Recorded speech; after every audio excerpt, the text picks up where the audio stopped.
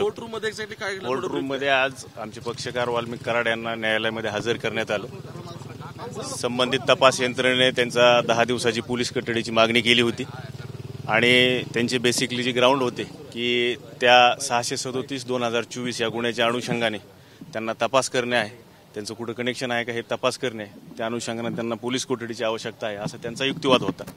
परंतु बेसिकली आमच्या पक्षकारात असं म्हणणं होतं की या प्रकरणाशी त्यांचा कुठलाही संबंध नाही आहे, त्यांची या प्रकरणात अटक केलेली जी आहे ती बेकायदेशीर आहे।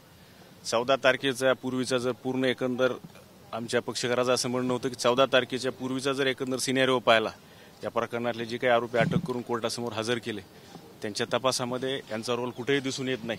त्याच्यामुळे या प्रकरणात त्यांना जे अटक करण्यात आलेले ते फक्त मीडिया प्रेशर खाली अटक करण्यात आलेले आणि त्यांची अटक बेकायदेशीर आहे, त्याच्यामुळे त्यांना न्यायालयीन कोठडी देण्यात यावी असा एकंदरीत स्टँड होता। ओके, पण या प्रकरणात आयोनची बाजू ही होती की सीडीआर सगळ्यात महत्वाचे आहेत, कारण फोन कॉल्स झालेत आणि त्याच्यावरून खंडणीचं कॉन्व्हर्सेशन्स आहेत। जर ते सीज केले असतील तर 9 तारखेला ज्या दिवशी मर्डर झाला त्या दिवशी दुपारी 3 ते 6 या दरम्यान तुमच्या क्लायंटने म्हणजेच आता आरोपी जे वाल्मिक कराड आहेत यांचाही त्यामध्ये फोन झाल्याचं दिसतंय। हे आपलं म्हणणं चुकीचं आहे, असं काही आयोगाने कोर्टासमोर सांगितलेलं नाहीये। कुठल्या टायमिंगनुसार किंवा याच वेळेला त्याचे फोन कॉल झाले असा कुठलाही युक्तिवाद न्यायालयासमोर झालेला नाहीये। सीडीआरच्या अनुषंगानं त्यांना तपास करायचा आहे की कॉल झाले किंवा कसे याची त्यांना तपासणी करायची आहे, त्याच्यासाठी त्यांना कोठडीची आवश्यकता आहे असा विषय कोर्टासमोर होता। दुसरा एक महत्वाचा सगळ्यामध्ये बेहिशेबी मालमत्ता किंवा संपत्ती यांचं जे देशाबाहेर असू शकते किंवा कोणाच्या वेगळ्या नावात ट्रान्सफर केली का अशा पद्धतीचं या सगळ्यामध्ये मला आठवते कालही या सगळ्या प्रकरणात युक्तिवाद झाला होता, आजही त्याचे काही महत्वाचे उल्लेख झाले। तर या सगळ्या गोष्टी असताना मग तुम्ही नक्की 7 दिवसांच्या याला कस्टडीला कशा पद्धतीने विरोध केला? कस्टडी बेसिकली कस्टडीचीच आवश्यकता नव्हती हा स्टँड होता आमचा त्यांच्यासमोर। म्हणजे मुळामध्ये ही 7 दिवसाची कस्टडी जी दिलेली आहे याची आवश्यकताच नाही आहे, कारण ऑलरेडी आम्ही 15 दिवस त्याच तपासी अधिकाऱ्याच्या कस्टडीमध्ये होतो ना। गुन्हा जरी वेगळा असेल तर तुम्ही त्याचा तपास करू शकत होतात ना, हा स्टँड होता आमचा।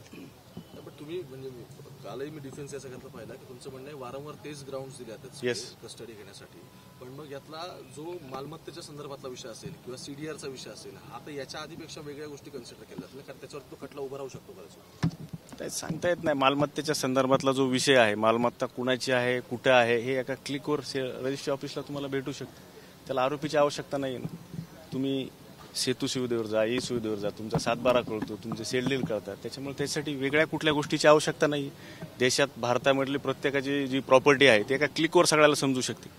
न्यायाधीशांनी काही प्रश्न उपस्थित केले होते? कुठलाही प्रश्न न्यायाधीशांनी उपस्थित केलेला नाही, आपल्याकडे चुकीची माहिती आहे।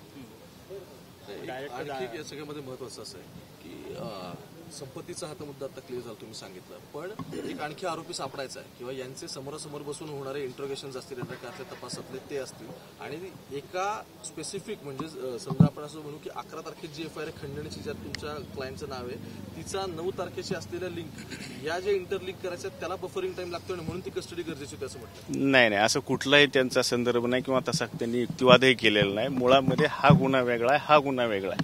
बेसिकली जे आमच्या पक्षकाराचं म्हणणं आहे, न्यायालयासमोर त्याची जी भूमिका आहे की 638/2024 हा जो गुन्हा आहे खंडणीचा तो डिफरंट आहे आणि 637/2024 हा जो गुन्हा आहे जो अपहरण आणि खुनाचा हा टोटली डिफरंट आहे। त्याचा आणि ह्याचा इंटरलिंक कुठंच कनेक्शन नाहीये किंवा तसं तपासात कुठं आलेलं नाही असं आमच्या पक्षकाराचं म्हणणं आहे। ठीक आहे, ही तुमची बाजू झाली, पण आयोगाला नाही, आयोगाने असं आयोग काय म्हणतील ना, आज बेसिकली ह्यांचं जे म्हणणं आहे न्यायालयासमोर ते बेसिकली तुम्हाला सांगतो मी।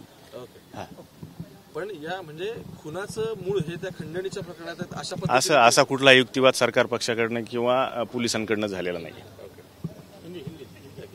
छोटा हिंदी मध्ये फक्त किस तरह से आर्गुमेंट हुई और क्या कोर्ट रूम में जो हुआ वो पुलिस कस्टडी की उनकी डिमांड थी, पुलिस कस्टडी की 10 दिन की डिमांड थी। उन्होंने 10 दिन की डिमांड जो है कोर्ट ने उनकी जो अर्जी थी 10 दिन डिमांड की वो मंजूर की है। और हमारे जो मुवक्किल है उनका जो कहना था कोर्ट के सामने कि जो हमको 31 दिसंबर 2024 को प्रीवियस ऑफेंस में अरेस्ट किया है, तो इसलिए ये ऑफेंस में हमको कोई कनेक्शन नहीं है, तो इसमें कस्टडी की आवश्यकता नहीं है। इसके लिए हमको एमसीआर करने का जो डिमांड था वो कोर्ट के सामने रखा, लेकिन कोर्ट ने हमारी जो अर्जी है वो नामंजूर करके तपासी अधिकारी जो है इन्वेस्टिगेशन ऑफिसर की उन्होंने उनका एप्लीकेशन कस्टडी 22 तारीख तक 7 दिन की कस्टडी उनको दी। और एक सवाल है, जो फिरौती का जो मैटर है उसी से मर्डर लिंक है, इसी तरह की मतलब जो इन्वेस्टिगेशन एजेंसी से उनका यही कहना है और उसी ग्राउंड पे आगे जाएगा, क्या आपको लग रहा है? नहीं नहीं नहीं, फिरौती और मर्डर 2 डिफरेंट पार्ट है, इसका कोई इंटरलिंक कनेक्शन नहीं है और इन्वेस्टिगेशन ऑफिसर ने ऐसा कोई बयान कोर्ट के सामने नहीं दिया। ये फिरौती और मर्डर एक है।